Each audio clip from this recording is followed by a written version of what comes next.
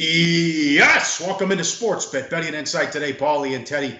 Thursday, September 21st. Thursday means big game breakdown. Michigan, Purdue, TCU, Okie State, Washington, Colorado, and Miss State, Georgia. Play of the day. We've been hot. We'll get to that. Before we get out of here, rapid fire with the 4 college games. Friday's always NFL. Bad beats, bad bets, bad for the books. Teddy, it was a horror show for the books and a great night for the players. Straight bets, run lines, parlays, it all added up. Let's start with the big 3. Yankees took money. Heavy steam. Opened 280. Closed as high as 360 here in Vegas at Station Casinos. They, big sexy? Not so big sexy. They gave Cologne a 3-0 lead. Then the bats came alive. All rise! Judge hit another home run. 11-3 Yankees. Cardinals, big steam. 155, but up to $1.90. They won 92. 92. The markets love Luke Weaver. Oh, they sure do. But as you mentioned right from the get-go, last night, not a good night for the books. A lot of big chalk came through. As you mentioned, the run lines came through. And the kind of night where a whole lot of parlays cash from recreational players. Certainly it started with the Yankees. You talked about Bartolo Colon and that early lead. Well, didn't last very long. 3 runs, not quite enough for Colon in that one in the Bronx, of course. And Luke Weaver, I mean, we're talking about a guy who has now had 7 straight winning starts. His ERA is down to 2.05. The markets have not been sleeping on Luke Weaver. Every time he's on the hill, he's taking money. And this is one guy that you can expect to be laying a premium price with moving forward and even into next year. Luke Weaver is not unnoticed by the betting markets. He's been dynamite. Here's 2 more. 40-cent move on Sale on the Red Sox, closed 240. And a huge move on the Astros. It was Shields against the White Sox. They opened 280 and closed 360. Sale strikes out 13 in 8 innings.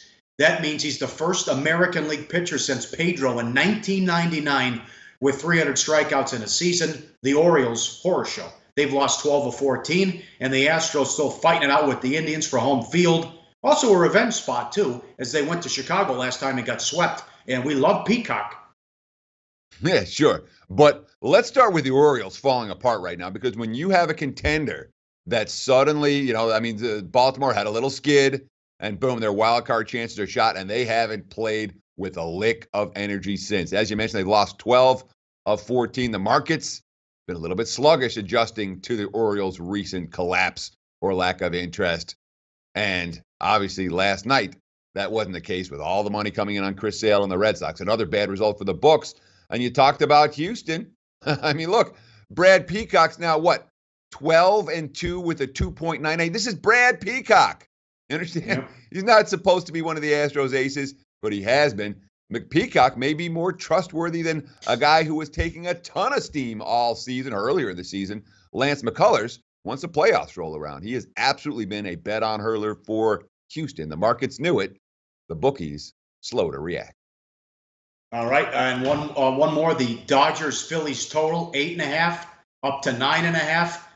Dodgers led 4-2 in the 7th. The bullpen blows it. Wood pitched well.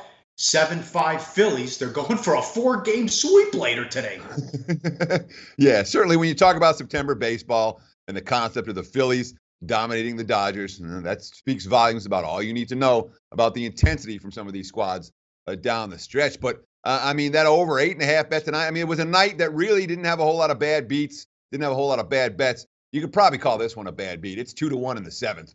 But neither bullpen brought anything. Over 8.5, bet up to 9.5. All that money cashes for bettors. Like I said last night, a bad night for the books when it came to MLB. Oh, man. God bless you if you've been going against the Dodgers. They took money, too. I saw them as high as 290. They've lost 20 of 25, and they're laying big prices in all those games. College football line movers. Money on Boise State. I don't necessarily agree with it. They're 1-10 ATS at home in their last 11. Boise bet up from 11.5 to 13.5. And look at the Louisiana Tech money. South Carolina lost to Kentucky. Their stats are phony in their first 2 wins of the season. Louisiana Tech plus 11.5 down to 8. Yeah, when you talk about Boise, the money's coming because the quarterback's supposed to play. Brett Rippon, Boise's senior QB, has been upgraded to probable. There are a lot of question marks about his concussion status. He has not been 100% the last couple of weeks, but the latest news, ripping probable. That's why the money's coming on the Broncos and against the Cavaliers. And this is no surprise to see the money coming in against the Gamecocks. We've seen money against South Carolina pretty consistently this season. You know, they were dogs against Missouri in Missouri. We saw Kentucky money against the Gamecocks last week. And once again this week, we're seeing La Tech off their last-minute victory at Western Kentucky, taking money, now priced in a competitive range against the South Carolina Gamecocks. All right, Washington bet up from 10 to 11.5 on the road against Colorado. Careful there Saturday night. It's supposed to snow. Rutgers taking money. I don't agree with this. Everyone on the hot seat with Nebraska. Remember, they lost by 7 in Eugene. So Rutgers is terrible, but they're taking money down to 11. In Syracuse from 23.5 down to 21.5 against LSU. Geis is out for LSU. Yeah, okay. So it's not just Geis out for LSU. You look at the LSU's injury report, they have a cluster injury problem on the defensive line. That's an issue going up against Dino Babers and the Syracuse offense because all they're going to do, doesn't matter where they're going to play. Yeah, they're an SEC country in Baton Rouge. They're still expected to push the pace when you have limited defensive line depth against a team that's expected to run tempo against you. Well, hence the Syracuse money in that one. Washington, I mean, if you watch the Pac-12 championship game last year, you can understand why the money has come on the Washington Huskies. But we'll talk a lot about this game when it comes to big game breakdown today. And, of course, Rutgers, Nebraska. I mean, let's be real about what happened with Nebraska against Oregon. Remember, they were down by 4 touchdowns. They were out of that game at halftime, and the Ducks let them claw back in. It wasn't like Nebraska played a good 60-minute game, and the markets are saying this team can't be double-digit chalk, especially with Rutgers having snapped their losing streak off a huge win last week, although it was against one AA competition. Oklahoma State taking money again at home against TCU. We'll explain coming up. And I don't agree with this move. They're using it as a bad spot, but San Diego State has beat back-to-back Pac-12 teams. They're on the road at Air Force. Rocky Long always does a good job against the option. Well, that's just it. You know, I mean, from a spot perspective, spots don't get a whole lot worse than what San Diego State's facing this week. On the road against a Pac-12 foe, get the win. Followed up with another national TV win against another Pac-12 foe. And, now you got to go up to Colorado Springs and battle a feisty Air Force team. It's not a lay-in point spot with San Diego State. That being said, when you look at the track record for that Aztecs defense against the Air Force option offense, let's put it, Air Force has not been able to move the ball efficiently against San Diego State on a consistent basis. As you mentioned, Rocky Long seems to have his teams well-versed in how to stop the option. But from a spot standpoint, you know, it's a no-brainer. It's a knee-jerk with money coming towards Air Force. Up next, big game breakdown. Can you believe this? We're talking about Purdue. Who would have thunk that before the season? Michigan, Purdue, and Washington, Colorado up next on SportsBIT. Betting Insight today on SBRpicks.com. Go to SBRodds.com. Browse, compare, and shop live odds available at top online sportsbooks. Back on SportsBIT, Pauly and Teddy, Betting Insight today.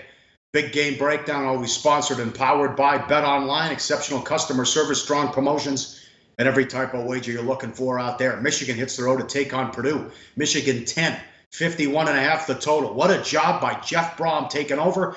They went to Missouri and embarrassed them. They thumped Ohio on TV on a Friday night, and they hung in there as huge dogs and almost beat Louisville to start. They're 3-0 ATS. Michigan's 1-2, and they're off back-to-back non-covers. How does the win against Florida look when they had 10 guys suspended and Florida can't move the ball? Michigan stats, not bad, but they can't score in the red zone. I don't trust this offense laying points. Air Force, that was a tight game in the fourth quarter last week, Teddy. Yeah, I mean, you said talk about Michigan off back-to-back non-covers. They're off back-to-back no-chance non-covers, where the market's clearly ahead of where Michigan is as a football team in pricing them. But markets do what they do. You know, here's Purdue. Markets aren't sleeping on Purdue anymore. You know, not with that 3-0 point spread start. And the markets certainly aren't sleeping on Michigan.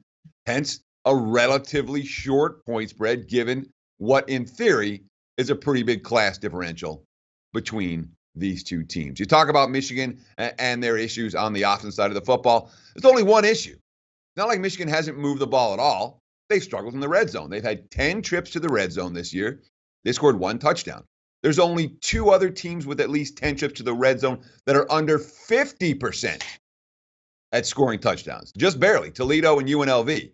Michigan has, by far the worst in the country at scoring touchdowns in the red zone. Some of that's randomness, most assuredly. Some of that is a lack of execution, but none of it is what we would expect to get, what we would call a long-term problem for the Wolverines. And don't underestimate how much red zone failures impact scores. Let's say Michigan had scored touchdowns on half of the red zone trips instead of just 1 out of 10. That's an extra 5.5 points a game for the Wolverines. Here's a quote from Jim Harbaugh. We'd like to score more touchdowns in the red zone. I think that'll come. Our team is moving the ball. That's a fact. I think the red zone touchdowns will come. Keep a steady hand on the tiller. Play to win. Well, this isn't a good quote either. Here's Spake, quarterback. We were moving the ball up and down the field, then getting in the red zone. Maybe they changed up the looks. They were holding blitzes until the last second when it was too late to check out of the play. We'll have to look at the film and get better at it. End quote. He's not doing a good job. Let's be honest. He's not a good quarterback. Michigan athletes struggle to score in other ways, though. 4 touchdowns from the defense and special teams already. The real story here is Braum. Comes in from Western Kentucky, 3-0 ATS, as we mentioned, also by 76.5 points against the spread. Look at Western Kentucky, the team he left. 0-3 ATS, minus 48.5 against the spread. Flip side of Michigan in the red zone, 13 trips, 10 touchdowns. I don't know how good this team is, but he's a great coach. And I'll tell you this, if this is going to give Michigan problems, Purdue has two very good tight ends. Okay, they have very good tight ends, but one thing Purdue doesn't have is, again, that overall athleticism that Michigan possesses. One thing I track very, very closely in college football, non-offensive touchdowns. There's a handful of teams in college football. Their stats might not be great. Certainly Alabama stats, are always have tended to be a little bit low. Why? Because they're scoring so many times and then not getting an offensive drive because they scored on defense or because they scored on special teams. The Wolverines have 4 of those already. That's a big, big concern for me, if you like the Purdue side. But as you mentioned, you're talking about a squad that has covered the point spread by 25.5 points per game through the first 3 weeks. And the team that Braum left has failed to cover the spread by more than 16 or by 16 points per game. So it's been a huge difference. Now, the one thing that Purdue has, man, they're running the football effectively. Tario Fuller, 261 yards, 6.1 per carry. David Blau's been really good at the QB position. But I wonder how much is attitude and tactics and not talent. Because if you're going to evaluate the 44 starters in this game, Michigan probably has the edge at all 44 of those starting positions, really. Uh-huh. I don't know how many Purdue players are going to win at their position. Jeff Braum understands what the Boilermakers need to do. Quote, right now, in order to succeed and win, we've got to have balance. We can't rely on our passing games to win us games. Probably not going to happen. We have to be able to run the football, play action, and be able to move in the pocket, misdirection, take a few shots here and there, and be smart with it. I like the game plan in theory. I don't know if they're going to be able to have success utilizing that game plan against a Wolverine defense that may come in with a little bit of a chip on their shoulder this week. Let's, it's second year in a row. It's nothing but Michigan money. Let's calm down with the Harbaugh and the Michigan hype. I mean, here's a bet for you. Games of the year here in Vegas, if you can get down, Penn State's only 6.5 at home against Michigan now. In July, that line was 14, which was too high. But still, I mean, people love to bet Michigan. I don't get it. Game number 2, live odds, and powered by Bet Online. Saturday night, 7 o'clock Pacific, Fox Sports 1. Washington against Colorado. Both teams 3-0. Washington up to 11.5, 50 the total. It could snow. Rematch of the Pac-12 title game. Washington kicked their ass 41-10, and Browning struggled in that game. They were laying 8, and definitely Colorado wasn't ready. Total offense 383 to 163. Colorado kept throwing interceptions. Are they ready for the big-time pressure this year, Teddy? Well, McIntyre thinks they are. I mean, if you watch the Pac-12 title game, there was definitely there was deer in the headlights for the Buffs in that contest. They were not ready to step up and play an elite team in a marquee game with all the eyes of the country watching them. They weren't good. As you mentioned, they scored 100. They had all of 163 yards of total offense in that contest. But McIntyre's been this game's been circled for Colorado probably since that loss. Here's his quote from head coach Mike McIntyre. When you set expectations and you're trying to reach those expectations, you as an individual, you as a program, you as a company, you as a team or whatever, you push yourself to get there. You're not settled. That's definitely a good thing. And this is a Colorado team, make no mistake about it. They are loaded with skill position talent. It's young, but when you look at the wide receivers, you grade them out. You look at the running backs, you grade them out. It might be top 10 skill position talent in the country. The question is Montez ready? Steven Montez, the sophomore QB, he's got to make it all go. He threw 2 interceptions versus Colorado State in the opener. They've had 2 easy home games since. It's certainly a step up in defensive class for the Buffs compared to anything they've seen so far this season.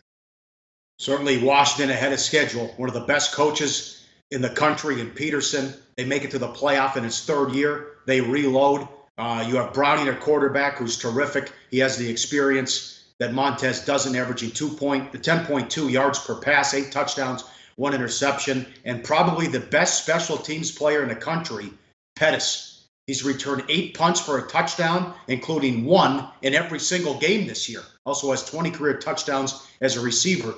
Colorado should not kick to him. And we'll see if they can test that Washington defense that put 4 guys in the NFL, as that Washington defense was nasty. We'll get back to this game coming up later in the show. Miss State, Georgia, but when and TCU, Okie State coming up next on SportsBIT. Betting Insight today on SBRpicks.com. Research before you bet. Be sure to check out SBR Picks for the best game predictions, breakdowns, and much, much more. Back on SportsBIT, Betting Insight today. Big game breakdown rolls on. Sponsored and powered by BetOnline. Check out the bonus page, sportsbookreview.com, for the latest and best offers to open a new account today. Miss State and Georgia. Georgia at home, 648.5 the total. What a performance by Miss State and Mullen last week. 37-7 at home against LSU. And all the talk was, boy, they're really going to miss Prescott. But then Fitzgerald comes in. His numbers are sick, Teddy. As we talked about last week, this guy's underrated, and it's odd that you'll see more yards per carry than yards per pass out of a quarterback. So when we think about the progression of Dak Prescott, he's someone who was highly recruited coming out of high school, went to Mississippi State, pulled off some upsets, but it wasn't like the NFL scouts were drooling over him. It wasn't like he was a huge player on the national stage. And it wasn't until he got to the Dallas Cowboys that people realized how good Dak Prescott actually is. Nick Fitzgerald might be the next guy on that list, man. I mean, Dan Mullen has been the offense coordinator or head coach of 5 different quarterbacks drafted by the NFL. We don't think of Mississippi State as his QB hotbed. It is right now. And look at the graphics. These are updated from what we showed last week when we were touting Fitzgerald as being a guy you want to be aware of in the game against LSU. Well, look at the numbers. 7-to-1 TD to interception ratio this season. The rushing average of 7.7 yards per carry after going 7.1 last year. And remember, those rushing stats include sacks because these are NCAA numbers, not NFL numbers. So those rushing numbers would be even better, obviously, if you took out the passing plays that got graded as runs. Dan Mullen, his quote, the key to developing quarterbacks, quote, consistently making the average play. Boy, is it boring, but it makes you a professional. Chicks dig the long ball, right? Chicks don't dig the checkdowns. That's what Mississippi State does. They're the ultimate take what the defense will give you type of squad. And certainly they did a whole lot of that last week against the LSU Tigers. Now we have Georgia. Eason back at practice at quarterback. Does he go back to the number 1 spot, or will be the true freshman front? Kirby Smart, quote, we'll make that decision when the time comes. Not like we're going to sit here and make an ultimatum. Well, it may not matter. Although I like Fromm over Eason anyways. Eason got hurt in the App State game. The whole key to Georgia is the running game, and they got the big win at Notre Dame on the road. Give it to Chubb. And don't forget, how about Swift? He's averaging 7.5 yards per carry. They have 3 good running backs and definitely 2 NFL running backs. So the rich get richer there. What do you think? You mentioned you didn't like the spot with San Diego State. Mississippi State's off the tear down the goalpost win, and they're taking money. Nah, they didn't tear down the goalpost against LSU. They looked very, very comfortable and confident off that victory. And that's one. The difference between this game and the San Diego State Air Force game is that's back-to-back big wins for San Diego State. This is just one big win for Mississippi. I know they went on the road and won at La Tech. That wasn't a huge win a couple of weeks ago. This is a statement game for a very talented Bulldogs, Mississippi State Bulldogs team. And Georgia, love him as a road dog. Don't always love him between the hedges, laying points. If I'm playing, I want the dog here. Mississippi State showed us how good they were last week. The market's inching towards the Bulldogs. And when I think that maybe they should give them a little bit more respect than they are. Big game there, and that is on SEC Network, by the way. Last one, TCU and Okie State. Money for the Cowboys, 12.5, 71 the total at home. They're always going to take money. They're sexy. They can score. NFL quarterback, NFL wide receiver. Matchup problem for TCU in this series? Yes. Favored by 6 each of the last 2 meetings and blown out. Last year, +6. Cowboys won 31-6 on the road. 2 years ago at home, 49-29 at home. Rudolph in Washington going to create problems for anybody. He's averaging 12.1 yards per pass, 11 touchdowns and 1 interception, 1,100 passing yards, despite not taking a snap in the fourth quarter yet. Mercy. Washington averaging 28 yards per catch, or 28 yards on 13 catches, 3 going for touchdowns, as he's put up big numbers. And it's not just him, though. As we talked about before the season, when they played Tulsa, they have 5 weapons. They have 4 or 5 good wide receivers and a terrific running back in Hill. So what do I, if I'm a defensive coordinator, what do I take away?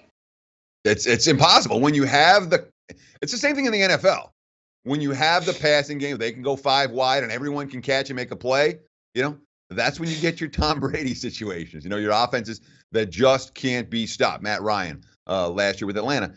I don't know how anyone stops Okie State. When you have 5 quality receivers and an elite NFL-bound QB, a first-round NFL QB, and a strong offensive line to protect them, it's clearly everyone's tried. No one's done it so far this season. And that's why, this line is way out of whack with where it's been. And it's my fault on the graphic. By the way, there's a mistake on that graphic. It says that Oklahoma State was -6. They were +6 against TCU each of the last 2 years. This year, obviously, laying points, laying double digits, and taking money. But, 4 different players had over 100 receiving yards against Pitt. You have Washington, who has averaged 19.9 yards per reception, over 165 catches in his career. He could be the first collegiate player ever to catch 200 balls and average 20 yards per reception. That's what James Washington is capable of doing. He's sick. Here's the quote from Gary Anderson about trying to defend, or Gary Patterson, I should say, about trying to defend this team. Quote, "We've got to play coverage and we've got to play the deep ball. If you want to stay in the game, you can't allow Oklahoma State to throw the deep ball, plain and simple. You've got to make them drive it." I agree with that assessment in theory. In practice, may be hard for a TCU team that gave up a whole lot of big plays to SMU in the passing game last week. Maybe hard for them to accomplish, even though it's what they're trying to do. Yes, and will TCU move the ball against Oklahoma State? Now, SEC is Alabama and the 13 Dwarfs. It's been that way for a while. The national media won't say it. It's an overrated conference. Also, how do you slow down an SEC? How do you slow down a Big 12 offense with an SEC quarterback? I don't get this. Kenny Hill hype. A couple of years ago, they opened up the season at South Carolina. It was preseason top 10. He was great, but South Carolina lost 6 games that year. So who cares? Get rid of the preseason polls. Kenny Hill lost his job a month later. Last year, he was horrible. He had 17 interceptions and 13 touchdowns. That might be backwards. But in any event, they have struggled. He hasn't played that well in these games either. I think their numbers are phony. They blew out a cupcake to start. They went on the road to Arkansas. They couldn't do anything on offense. The defense was forcing turnovers and bailed them out. And Arkansas fumbled a kickoff that led to a short drive too. And okay, so big deal. You lit it up against SMU. Gary Patterson on Kenny Hill. I think some of the problems last year was he felt like he needed to be perfect. I broke him down a little bit too much, maybe not understanding quite as well. He and I have a lot better understanding of what we're trying to get accomplished here in that one. I don't know. What do you think? They're going to take money every week because it's Okie State. It appears to be a matchup problem. It's supposed to be a Gary Patterson defense, but I'm with you. SMU did whatever they wanted in the first half. What do you think of this one? And SMU, even with the points put on the line in the fourth quarter, SMU was still able to make plays in the passing game against that TCU defense. And look, let me make this very clear. Oklahoma State is a one-way team. If I'm playing, I'm laying. This point spread out of whack with historical numbers, out of whack with recent numbers, out of whack in many sense, in many sense with what we expect from TCU this season. We expect a big bounce back from TCU this season. But you talked about Kenny Hill, and I apologize. Today the graphics are a little bit. There are two that we screwed up today, which doesn't happen all the time. But yeah, the interceptions and touchdowns are reversed on that. Hill, 75% completions this year, 8 TDs, only 2 picks. He's certainly shown signs, but make no mistake about it. If TCU is going to cover this number, they're going to have to trade points with Oklahoma State. Kenny Hill is going to have to get this option in the end zone again and again and again because the Cowboys, as they are in every game, are a threat to score 40+. All right. No one's perfect. It happens with the graphics. You do a great job. Money time, play of the day. We are on fire. Back to Washington, Colorado, Saturday night. What do you want to do, Teddy? Hey, and we got a question on Twitter, and I want to answer it real quick. They asked, was that play yours or Pauly's? The SportsBIT plays are the SportsBIT play of the day. Pauly and I will not put out a play without at least a tacit agreement from the other guy saying, yeah, that's okay. So it's all play of the day, and Pauly and I talk and say, yes, no, yes, no. Colorado, we're going today. Game number 354. Let's take the Buffs plus 11.5. This is not a great spot for Washington. I think they get tested against a team that absolutely has this game triple circled.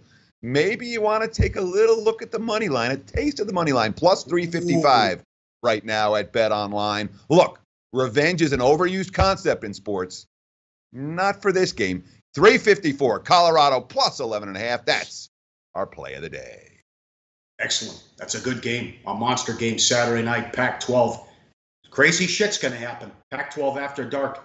It always does. We're back tomorrow. We'll recap the NFL and the college game tonight. Also, Major League Baseball will be down to 10 days left in the regular season. We'll talk to you then on SportsBIT. We got our first London game, too, on Sunday. SportsBIT. Betting insight today on SBRpicks.com. Thanks for watching.